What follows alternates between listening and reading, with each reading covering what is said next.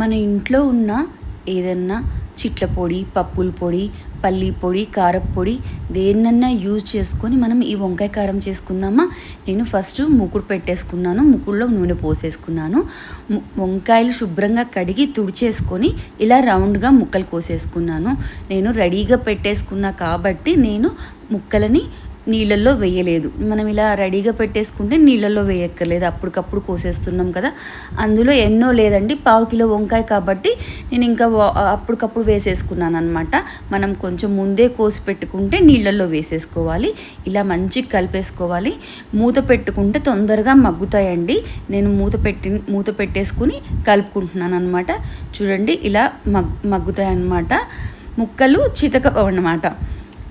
చితకకుండా ఇలా కలుపుకుంటూ ఉండాలి.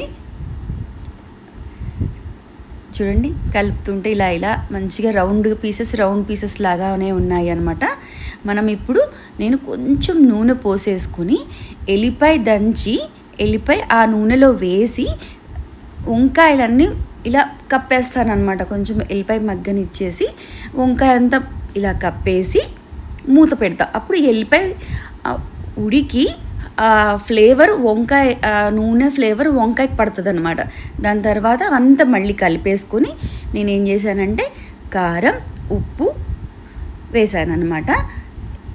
ఇది చూడండి, ఇది ఒక చిన్న మిస్టేక్ అయిందనమాట. మా చిన్నోడు నేను కలుపుతా అనుకుంటూ కలుపుతున్నాడు అనమాట. ఇగోండి నేను పప్పుల పొడి వేసాను అనమాట.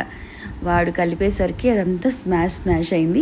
ఈ సమ్మర్ హాలిడేస్లో వాళ్ళకి టీవీ కొంచెం దూరంగా ఉండాలంటే ఇలాంటి వాటిల్లో మనం హెల్ప్ తీసుకోవాలండి. కానీ టేస్ట్ చాలా బాగుంది, కాకపోతే స్మాష్ అయిపోయింది అనమాట.